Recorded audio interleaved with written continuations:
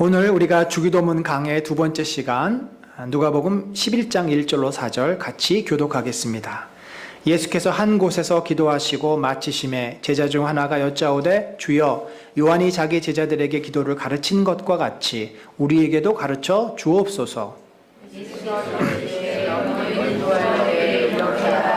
아버지여 이름이 거룩히 여기를 가르치시오며 나라가 임하시오며 우리에게 날마다 일용할 양식을 주시옵고 우리가 우리에게 죄 지은 모든 사람을 용서하오니 우리 죄도 사하여 주시옵고 우리를 시험에 들게 하지 마시옵소서 하라. 아멘.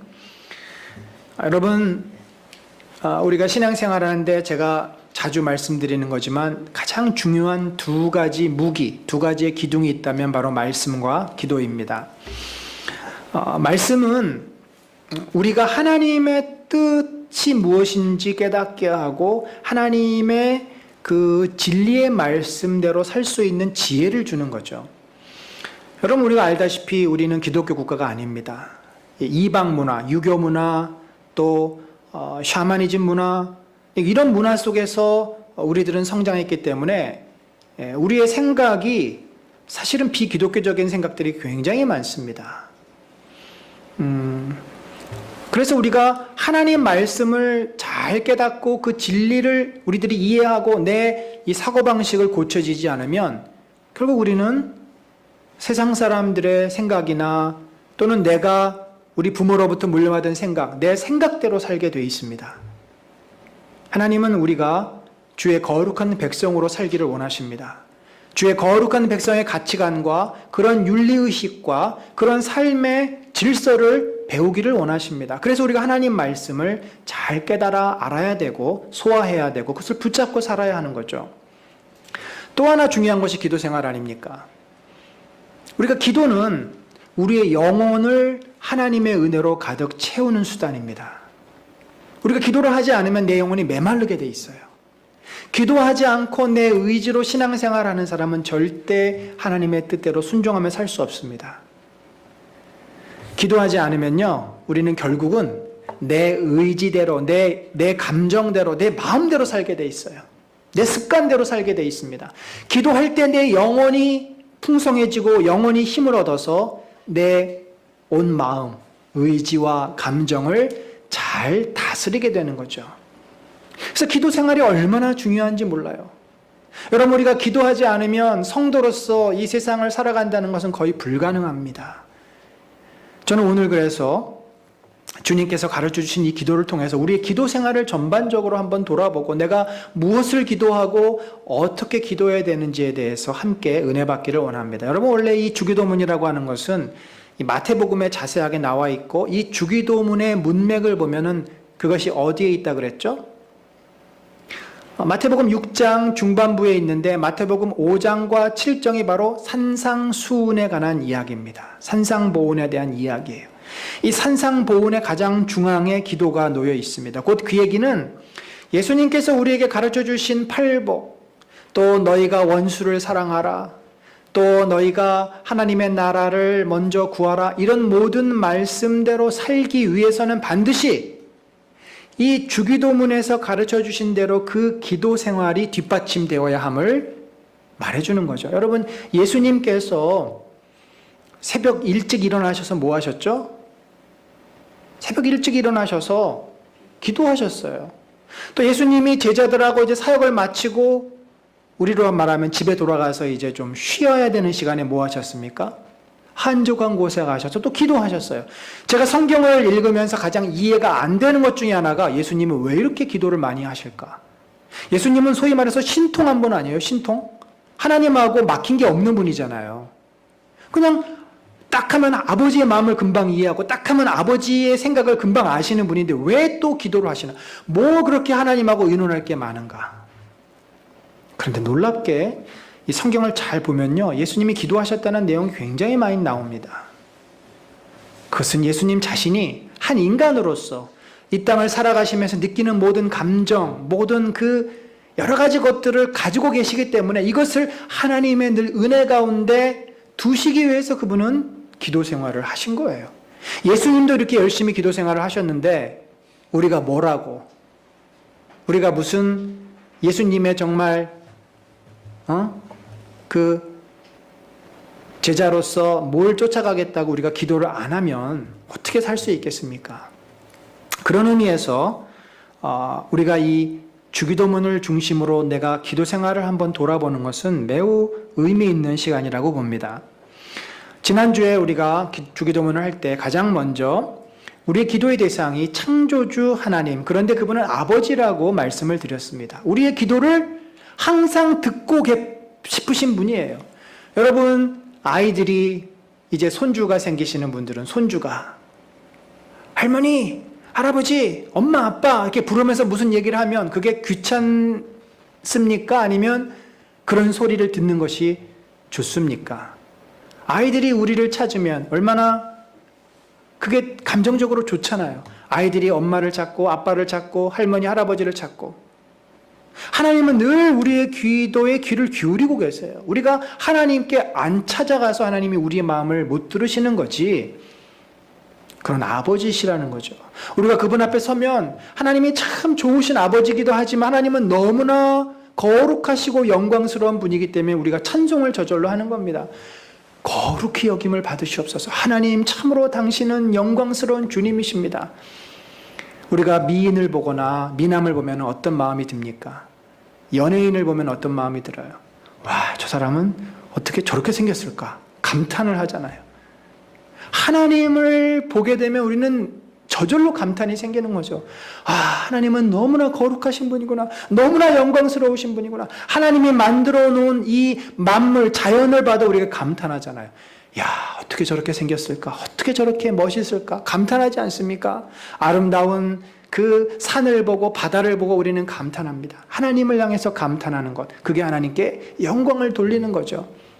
그리고는 주의 나라를 위해서 기도합니다. 하나님, 주님의 나라가 이 땅에 이루어지게 하소서. 이 대한민국이 정말 예수를 믿는 나라가 되게 하시고, 한국 교회가 회개하고 교회로서의 본질을 찾게 하시고, 하나님, 우리 교회를 세워주시옵소서. 우리 교회가 세워져야 이 지역을 주님의 나라로 세워갈 수 있습니다. 여러분, 우리가 그 싱가포르라는 나라를 혹시 자그마한 도시국가지만 아시는 분은 아시겠지만, 싱가포르에서 신앙생활을 하는 것이 우리나라에서 신앙생활을 하는 것보다 훨씬 더 쉽습니다. 쉽다는 얘기는 자기의 믿음대로 살 수 있고 양심의 꺼리낌 없이 그렇게 크리스찬답게 살 수가 있어요. 그런 사회적인 성숙도가 되어 있어요. 싱가포르이 왜 소득이 높고 동양의 진주처럼 불리워집니까? 이 영국 사람들의 문화가 그들 삶 속에 많이 들어와 있어요. 물론 이관유라고 하는 그분의 그 통치 철학 속에서 질서가 회복된 그런 것도 있겠지만, 근데 우리나라는 크리스찬으로서 진실하게 정직하게 살아가기가 참 어렵습니다. 사회생활할 때 그러면 사람들이 다 바보라 그래요. 아유, 저 병신, 아유, 저 바보. 남들 다 알아서 다 자기 것 챙기는데 그 정직하게 산다고 그렇게 살면은 다 손해보면서 산다는 거죠. 우리는 크리스찬의 양심으로서 크리스찬의 믿음으로 살기가 너무나 힘들어. 이 사회는 참 아직도 대부분은 넌 크리스찬들의 사고방식과 그들의 그 영향력 속에 놓여 있는 거예요. 그래서 우리가 기도해야 되는 거예요. 여러분, 우리 아이들 교육 걱정하지 않습니까? 하나님, 이 교육계가 믿는 자들이 세워져서 바른 교육 정책을 입안하고 우리 선생님들 가운데 신앙의 사람들이 많이 세워져서 정말 저들이 아이들을 사랑으로 기도로 잘 가르치게 해주십시오. 우리가 기도해야 되는 겁니다. 그것이 바로 이 땅이 하나님의 나라가 임하기를 위해서 기도해야 되는 이유예요. 그러고 나서 오늘 우리가 함께 살펴보는 세 가지의 기도의 제목, 일용할 양식을 주시고 내가 나에게 죄 지은 자를 용서해 준 것처럼 하나님 나의 죄도 용서해 주시고 그리고 우리를 시험과 악에서 구하시옵소서. 이 세 가지의 기도의 제목을 나누는데 이 세 가지 기도의 제목이 얼마나 중요한지, 이 중에 한 가지라도 우리에게 이루어지지 않으면 우리의 삶은 반드시 무너집니다. 여러분, 일용할 양식이 없이 우리가 어떻게 살아요? 우리가 인간관계에서 서로 미워하고 싸우면서 어떻게 사람이 행복하게 살 수 있습니까? 우리가 어떻게 영적으로 사탄의 공격을 받고 우리가 영이 무너졌는데 어떻게 살 수 있겠어요? 이 세 가지는 너무나 우리에게 가장 필요하고 가장 중요한 기도의 제목들입니다. 첫 번째로 일용할 양식을 날마다 주시옵소서.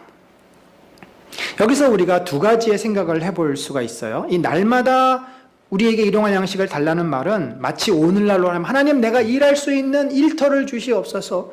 내가 취직할 수 있게 해주시고 내가 그래서 가장으로서 책임지게 하시고 우리 가정이 먹고 살 수 있는 그 기회를 주십시오라고 기도하는 것과 마찬가지인 거예요. 이 일용할 양식을 달라고 하는 말에서 두 가지 의미를 생각해보면 첫 번째, 이 양식에 관련된 그런 의미입니다. 양식은 뭐예요? 먹고 사는 거죠. 먹고 살아야 우리가 건강해질 수 있습니다. 뭐 오늘날은 우리가 굶지 않지만 당시에는 하루 한 끼 먹는 게 불가능한 정도로 어려웠어요. 매일매일 먹고 사는 것이 보장이 되면은 그건 너무나 행복한 삶이었습니다. 날씨만 안 좋으면 기근이 들면 먹을 게 아무것도 없어요. 거의 굶다시피 하고 겨우 근근히 생존할 수밖에. 그러다가 죽는 아이들이 생기고 전쟁이 일어나면 먹을 게 또 한꺼번에 싹 없어지고 그런 시대였어요. 그래서 그렇게 매일매일 먹을 수 있다는 것은 너무나 행복한 그런 시대였습니다. 아마 오늘날 우리의 그 사회 속에서 이 기도로 바꾸면 하나님, 제가 우리 아이들이 클 때까지 정년퇴직까지 무사하게 직장 생활할 수 있도록 주님 인도해 주시옵소서. 매일매일 회사에서 내 역할을 잘 감당하고 우리 회사가 부도나지 않고 무너지지 않고 내가 매월 월급을 잘 받고 이 땅을 어렵지 않게 살아가게 해 주십시오라고 기도하는 것과 마찬가지인 거죠. 여러분, 우리는 인간입니다. 천사가 아닙니다. 생존을 해야 돼요. 먹어야 하고 또 먹어야 건강해지고 건강해야 우리가 하나님의 뜻대로 순종하며 의미 있는 삶을 살 것 아닙니까? 이것은 어떻게 보면 우리 인간의 가장 기본적인 거예요. 그래서 주님 그건 놓고 기도하라고 하셨어요. 여러분, 우리가 나 자신의 일용할 양식을 위해서 기도하는 거, 그거 소중하게 생각하셔야 됩니다.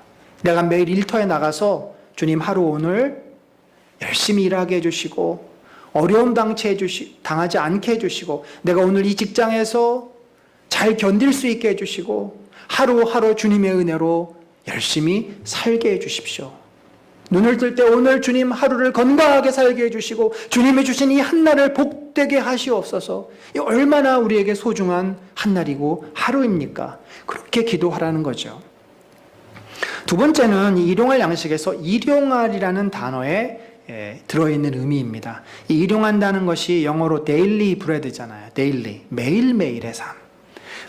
매일매일의 삶에서 하나님이 은혜를 달라고 하는 기도인데 결국 이 말은 뭐냐면요. 사람은 하루하루 먹을 것을 위해서 살기보다 평생 먹을 것을 얻기를 원하는 마음이 있어요. 그게 뭐죠? 바로 우리 안에 있는 어떤 욕심입니다.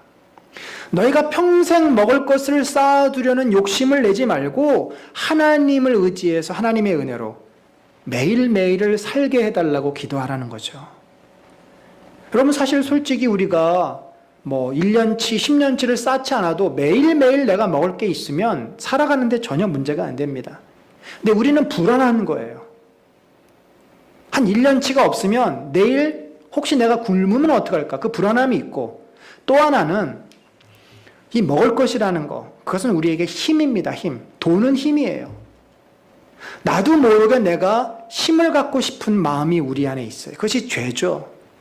그래서 우리는요, 자꾸 매일매일의 것을 넘어서서 나한테 필요한 것 이상의 것을 구하고 그것을 원하고 그것을 가지려고 하는 마음이 있다는 거죠. 주님은 그 본심을 아시기 때문에 이스라엘 백성이 이 광야에서 무엇을 훈련받았어요? 만나 훈련받았잖아요. 40년 동안. 만나 훈련. 그래야 젖과 꿀이 흐르는 가나안 땅에 들어가서 너희가 하나님을 잊어버리지 않게 된다.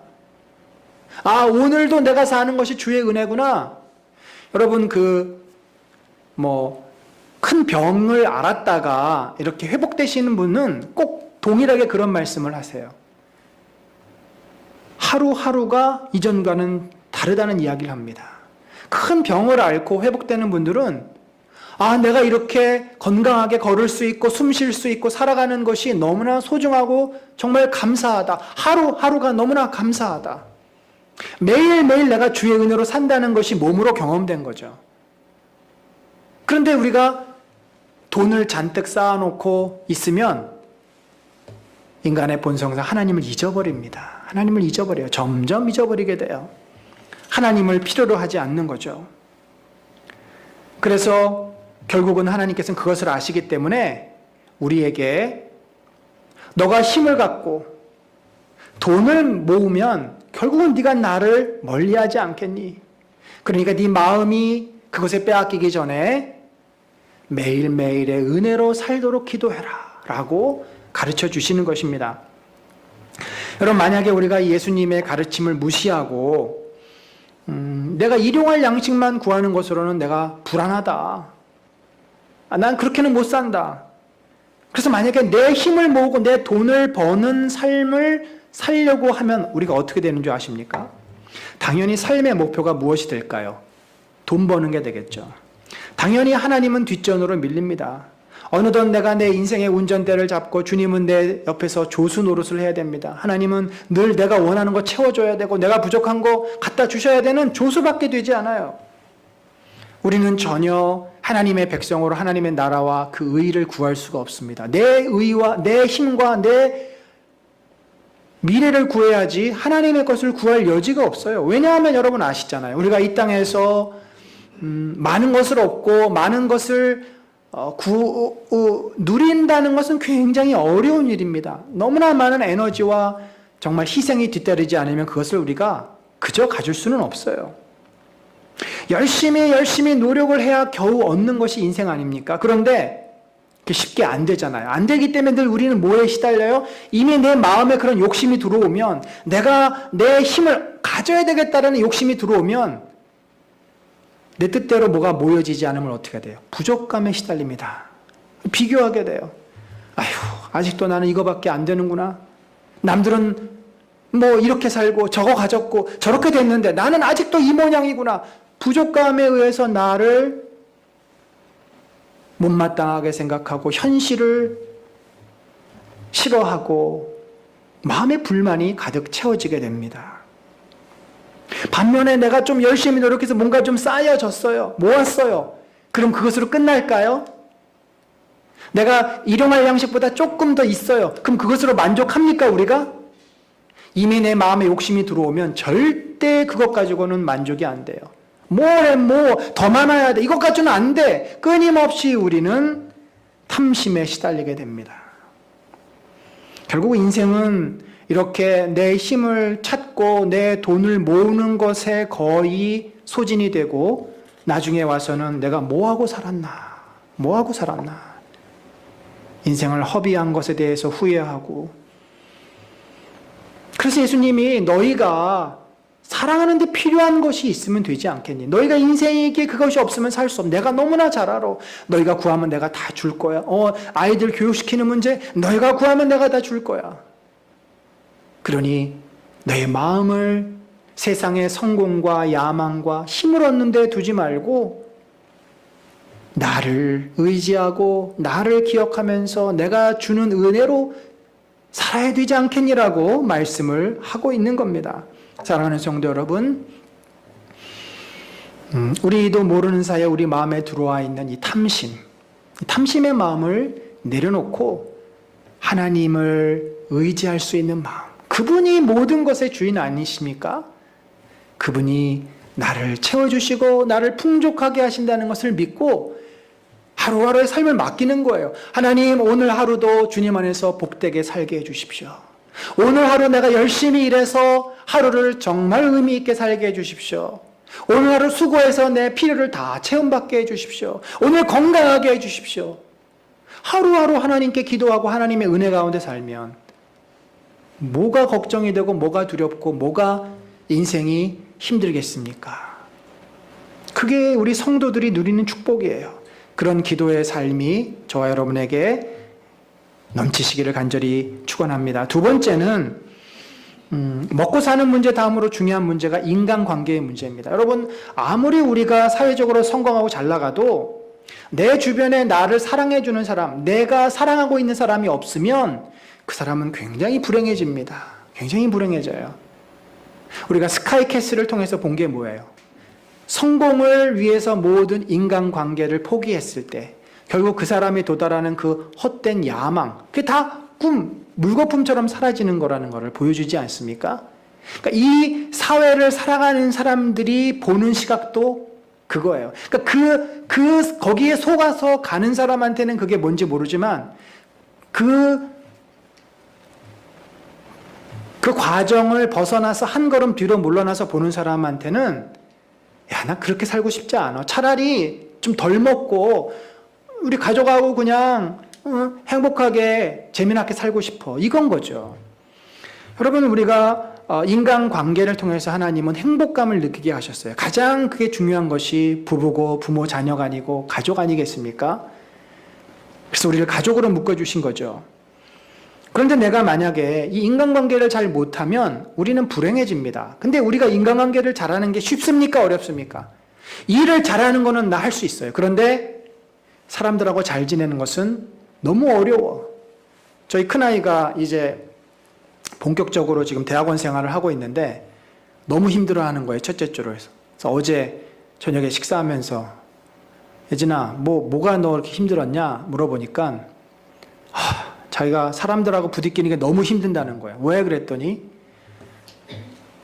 이제 그 랩실의 연구원으로 있지만 조교로 생활을 해야 되기 때문에 다른 랩실 교수님 일도 좀 봐준다고 합니다. 그러니까 이 교수님도 상대해야 되지, 자기 메인 교수도 상대해야 되지, 또 그 밑에 있는 연구생들도 만나야 되지, 또 학부생들도 만나야 되지. 갑자기 얘가 인간관계가 예를 들면 한 5명이었다가 한 20-30명으로 확 늘어나니까 얘가 일도 뭐 너무나 많아졌지만 그 사람들을 다 상대하는 것이 너무 힘들다는 거죠. 여러분 보세요. 우리가 만나고 상대하는 사람이 딱 틀이, 그 캐파가 딱 정해져 있습니다. 거기서 조금만 벗어나면 우리는 굉장히 힘들어요. 여러분, 우리가요 사실은 우물한 개구리처럼 살고 있어요. 원래 인간이 그게 죄인이기 때문에 그렇습니다. 내가 죄인이라는 건 뭐야? 내가 세상의 센터라는 거잖아요. 여러분, 센터가 중심이라는 거는 하나만 있습니다. 중심이 2개 되면은 그건 이상한 구조잖아요. 중심은 원래 하나만 있어야 돼요. 가정에서도 중심은 하나만 있어야 되는데 자기가 서로 중심이라고 그러다 보니까 싸우게 되는 거 아닙니까? 우리는 그런데 태어나기를 내 입장에서 세상을 보게 돼 있어요. 내가 원하는 대로 됐으면 좋겠고, 내 생각대로 했으면 좋겠고, 내 기준대로 안 되면 마음이 힘들고 불편하고, 이게 우리예요. 그래서 부부끼리 자꾸 사소한 거 갖고 싸우는 거고, 뭐 빨래를 이렇게 걸었니 저렇게 걸었니, 양말을 뒤집어 놨느니, 치약을 세게 짰느니, 뭐 별 사소한 것으로 우리가 불편하고 갈등하는 게 우리들이라는 거죠. 그래서 우리는 서로가 서로에게 좀 편안한 마음으로 넉넉하게 대해주기가 참 힘들어져요. 그게 또 직장에 가면 얼마나 또 직장 안에서는 눈에 보이지 않는 피 튀기는 또 갈등과 싸움이 있습니까? 우리는 늘 이렇게 갈등 관계 속에서 살아가요. 그래서 주님이 가르쳐 주시는 겁니다. 너희가 행복해지기 위해서는 서로 용서하고 용납하고 너희의 그 좁은 마음을 더 넓혀라. 넓혀서 많은 사람을 품어줄 수 있는 넓은 마음을 가져라라고 가르쳐 주시는 거예요. 그런데 이 재밌어요. 이 기도의 제목이 조건 같습니다. 우리가 우리에게 죄 지은 모든 사람을 용서하오니, 우리가 먼저 용서했잖아요. 그러니 하나님, 당신도 제 죄를 용서해 주세요. 이게 조건 같잖아요. 그럼 내가 용서를 안 했으면 주님이 우리 용서 안 하실까요? 근데 이거를 그 새 번역은 조금 더 낮게 번역을 했어요. 가치라고 번역을 했어요. 그 조건이 좀 없어졌어요. 우리가 우리에게 잘못한 사람을 용서하여 준 것 같이 우리 죄를 용서하여 주옵소서. 사실은 이게 원어적인 의미에 좀 더 가깝습니다. 원어는 뭐냐면 동시에 2가지가 같이 일어난다는 거예요. 주님! 근데 우리는 사실 실제적으로 하나님으로부터 먼저 용서를 받았잖아요. 그러니까 이런 뜻이죠. 하나님, 제가 얼마나 큰 죄인지 주님 아시죠? 주님, 저를 용서해 주셔서 너무나 감사합니다. 주님이 저를 용서해 주셨으니 저도 이제 제 남편을 용서하고 제 아내를 용서하고 우리 아이들을 용서하고 우리 부모를 용서하고 우리 직장 동료를 용서하고 내 돈 떼먹은 놈을 용서하고 제가 나를 괴롭히는 모든 사람들을 용서할 수 있게 제 마음을 넉넉하게 해주십시오라고 기도하라는 거죠. 여러분, 우리가 이 마음이 없으면 항상 우리는 누가 옳으니 누가 잘못했니 그것 따지다가 인생이 끝나게 됩니다. 항상 그렇게 돼 있어요. 서로 각자가 자기가 가지고 있는 잣대, 정당끼리 싸우고 뭐 노사가 싸우고 뭐 다 그러잖아요. 뭐든 항상 내가 옳은 거죠. 내 입장이 옳은 거죠. 트럼프와 또 시진핑이 싸우고 서로 다 자기가 옳은 거예요. 근데 주님은 아버지의 마음을 너희가 경험했기 때문에 서로 용서해주고 사랑해주고 용납해주라는 거죠. 이 예를 1만 달란트 빚진 자에 비유해서 잘 보여주셨어요. 그러면 1만 달란트는 몇백 조입니다. 몇백 조. 우리가 이렇게 감당할 수 없는 돈이에요.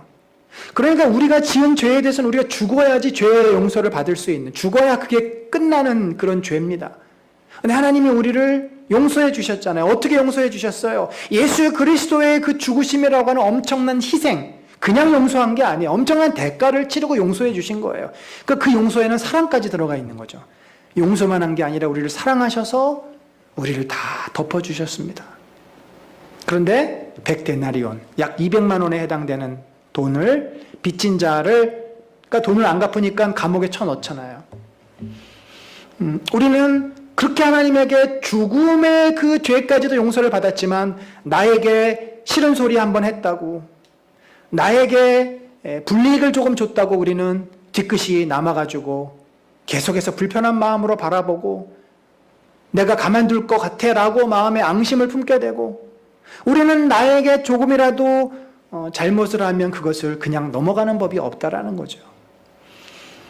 여러분, 우리의 본성대로는 우리가 이 죄를 용서해 줄 수가 없어요. 결국 우리는요, 하나님께 나아가서 그 하나님이 가지고 계시는 크신 사랑, 크신 은혜를 마음껏 누려야 합니다. 우리가 기도하는 이유가 그거예요. 첫 번째 기도, 일용할 양식에도 하나님을 의지하는 마음 때문에 기도를 해야 되는 거예요. 또 기도해야 되는 이유가 하나님의 긍휼하심과 자비를 우리가 마음껏 누리기 위해서 기도해야 되는 거예요. 기도가 간구하는 것이 아니라 기도는 하나님의 품에 머무르는 자리입니다. 여러분이 가장 좋아하는 자리 있죠. 여러분의 의자일 수 있고 소파일 수 있고 침대일 수 있어요. 가장 편한 곳, 내가 힘들고 지치면 그곳에 앉아서 쉬고 회복하는 곳, 바로 하나님을 만나는 기도의 자리가 그런 자리라는 거죠. 하나님 아버지를 내가 만나면 내 영혼이 회복이 됩니다. 왜요? 그분은 우리의 모든 것을 있는 그대로 다 받아주세요. 내가 실수했어도, 내가 잘못했어도, 내가 큰 죄를 지었어도, 내 어떤 모습이라도 하나님은 절대 우리를 책망하지 않으세요. 야, 너 냄새나, 가서 좀 닦고 와. 야, 너 그 꼴이 뭐니? 너 그렇게 해가지고 내 앞에 올 수 없어. 가서 네 행동 거지 똑바로 고치고 와라고 하지 않으신다는 거예요. 언제든지 우리가 내 연약한 모습으로 그대로 달려가면 주님이 우리를 안아주시고, 그래, 어서 와라. 아이고, 네가 수고가 많구나. 네가 얼마나 먹고 사느라고, 얼마나 일하느라고 고생이 많니. 주님은 그런 분이라는 거죠. 주님이 우리의 잘못을 깨닫게 하실 때는 반드시 그 긍휼과 사랑을 먼저 베풀어 주신 후에, 그러니까 8대의 법칙을 주님은 철저히 지키세요. 먼저 사랑해 주시고 안아주시고 싸매 주시고 그 다음에 가서 너도 이렇게 해라, 이렇게 하시지, 처음부터 바리새인처럼 야, 너 지금 이게 잘못됐어, 저게 문제야라고 먼저 말씀하시지 않는다라는 거죠.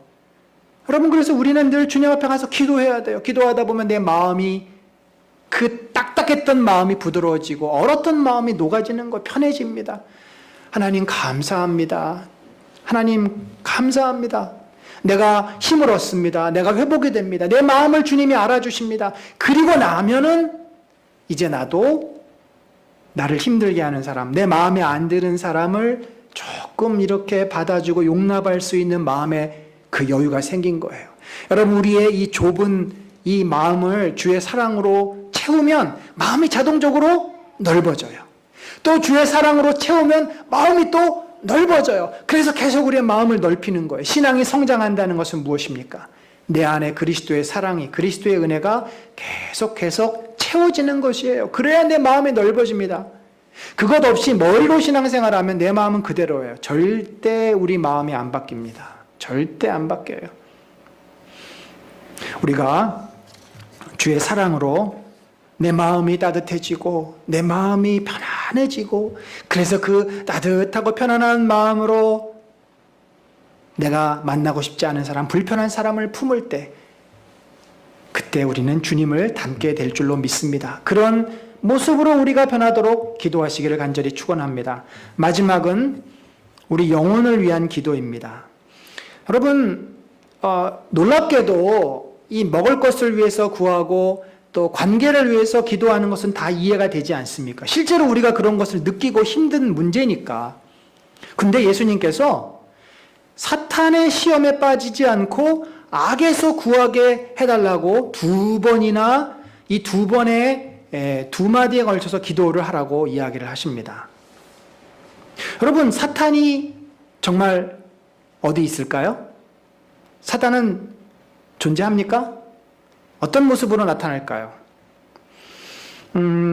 성경에서 이 시험이라고 하는 단어, 이 시험이라고 하는 단어는 두 가지 의미가 있습니다. 하나는 테스트의 의미고 하나는 템테이션입니다.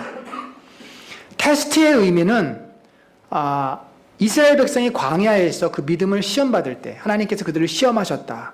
그들이 정말 하나님을 신뢰하고 하나님 말씀대로 사는지 아니면 하나님을 믿지 않고 자기 생각대로 사는지를 테스트하셨는데 그들이 다 페일했잖아요. 떨어졌잖아요. 그들이 하나님 앞에 불평하고 원망하고 다시 애국으로 돌아가겠다 그러고. 그래서 하나님은 거듭거듭 그들의 연약한 믿음을 강하게 하시기 위해서 계속 테스트하는 거죠. 우리 아이들이 시험을 왜 봅니까? 실력을 높이기 위해서 시험을 보는 거잖아요. 합격하기 위해서 시험을 보는 건 마지막 시험이고 그 과정은 다 실력을 높이기 위해서 하는 겁니다. 두 번째 시험이 뭐냐면 템테이션, 유혹인데 사탄이 바로 하는 시험이에요. 바로 여기서 말하는 게 예수님이 말하는 게 사단이 너희를 시험하지 않도록 깨어 기도하라 라고 말하는 거죠. 여러분, 사단은 어떻게 우리를 시험합니까? 사단은 우리 눈에 보이지 않고 또 예수님이 우리를 지켜주시니까 감히 나를 어떻게 할 수 없어 라고 우리가 생각할 수 있어요. 그런데 기회가 되면 우리 계시록을 좀 살펴볼 건데 사단은 지금 엄청나게 활동하고 있습니다. 우리 현실을 보면 잘 알아요. 여러분, 우리 현실이 예수 그리스도께서 이미 십자가의 영광을 우리에게 허락하셨고 구원을 완성하셨는데 오늘 세상이 얼마나 악합니까? 왜 이렇게 전쟁이 많습니까? 얼마나 많은 교회가 일어섰다가 무너지고 교회 역사를 보면은 초대교회가 정말 유무상통하고 정말 천사들이 사는 것처럼 그렇게 살았는데 조금 지나서 고린도 교회를 보니까 교회 안에 분열이 있고 싸움이 있고 성적인 타락이 있고 그래서 계시록의 7교회에 보면은 하나님이 예수 그리스도의 교회를 책망하는 내용이 나옵니다. 불과 100년도 안 지났는데 교회 역사 가운데 그 교회가 건강한 교회였던 시기가 몇 시기가 없어요. 종교개혁 시대 제네바에서 하나님이 기뻐하시는 교회와 시민사회가 형성이 됐습니다. 1800년대 말에 네덜란드 화란에 아브라함 카이퍼라는 수상을 통해서 그 나라가 건강한 화란 개혁 기독교회가 세워지고 사회가 바뀌어지고 또 요한 웨슬리를 통해서 1700년대 탄광의 노동자들이 알코올 중독자들이 포기하고 술을 그만두고 예수 그리스도께 나오는 역사. 1700년 중반에 미국의 청교도들이 또 미국을 하나님의 나라로 만드는 그런 몇 번의 역사 외에는 계속해서 교회는 사탄의 유혹에 넘어지고 무너지고 오늘 한국교회가 어때요? 목회자들은 이 권력욕에 눈이 멀어서 탐심에 눈이 멀어서 세습을 합니다. 그래서 교회가 막 장로파 목사파 갈라져 싸우기도 하고 심지어 성추행이 일어나고 돈 문제 때문에 교회가 시끄러워서 교회로서의 모습을 다 상실해버리는. 그럼 성도는 괜찮습니까? 성도는 사단이 어떻게 유혹합니까? 더 이상 헌신이라든지 또 순종이라든지 이런 단어는 어디 제자도 교본에나 나온 그런 말로 생각해요.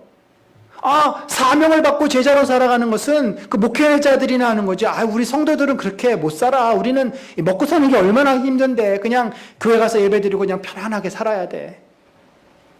교회가 교회의 모습을 상실해가고 있는 것이 이 한국교회의 모습 아닙니까?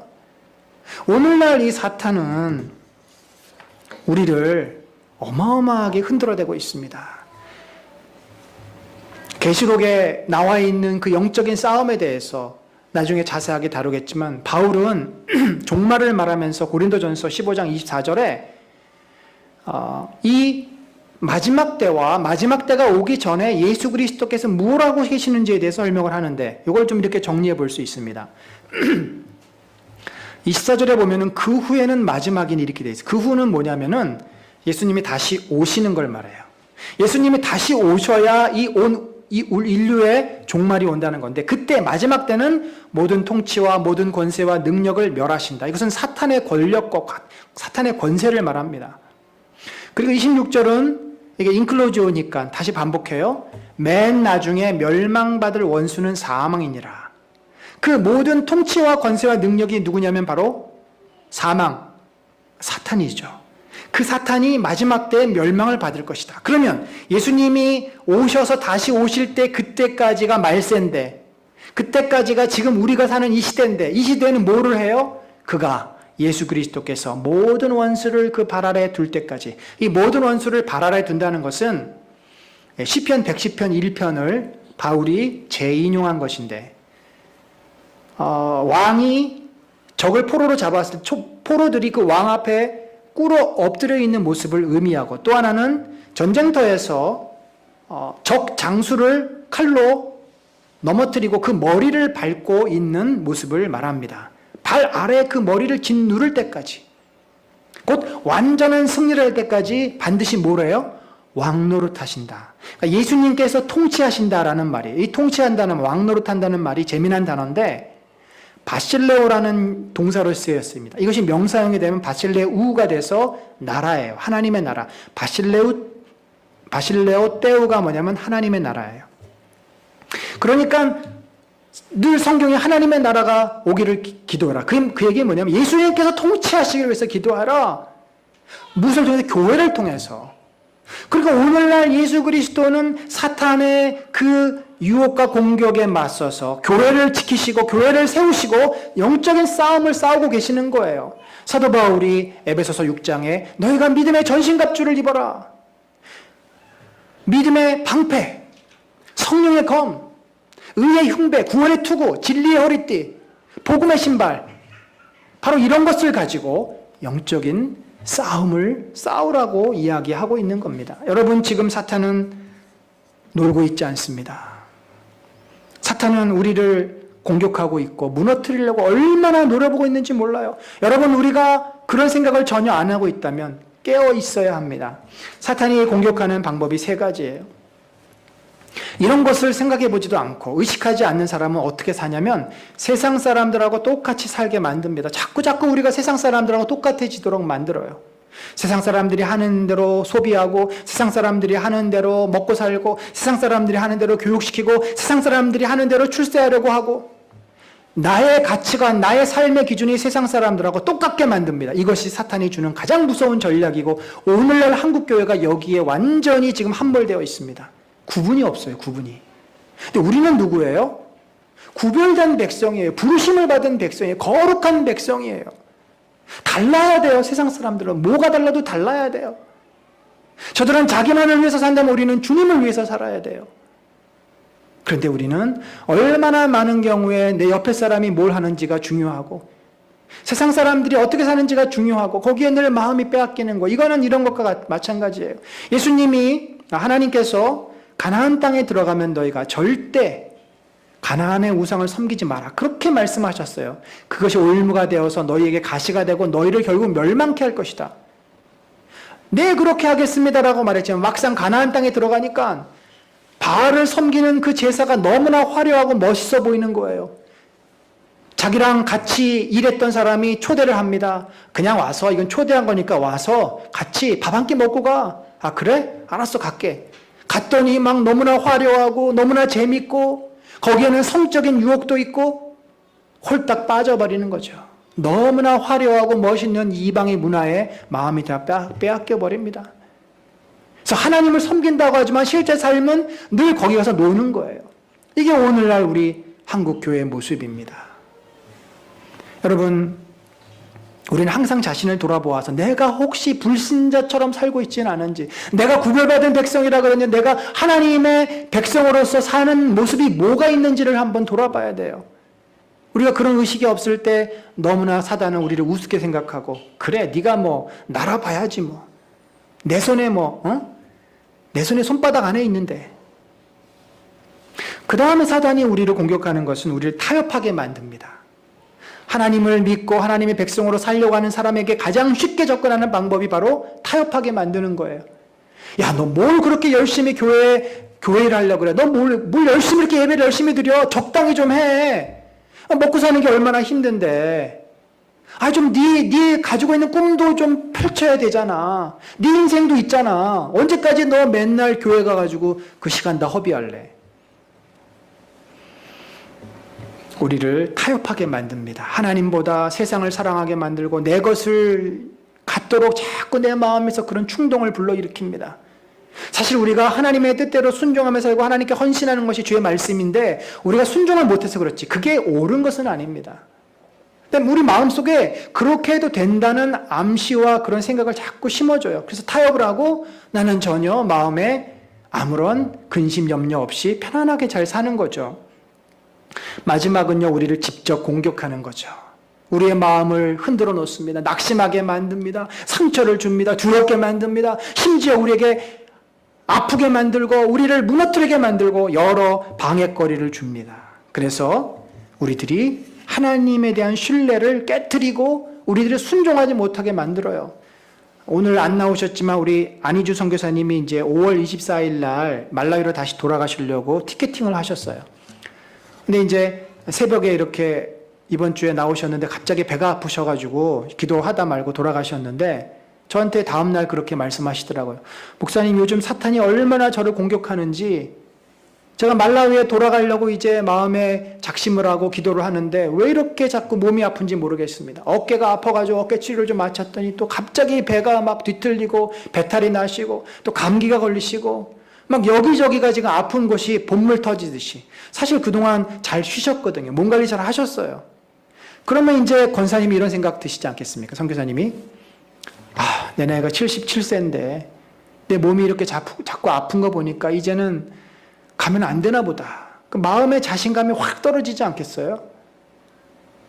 그 본인이 그걸 알고 이것은 사탄이 나를 공격하는 거기 때문에 제가 더 기도해야 됩니다. 그리고 애를 써서 몸이 안 좋으신데 새벽 기도 와서 기도하고 또 기도하고 매달리고 계시더라고요.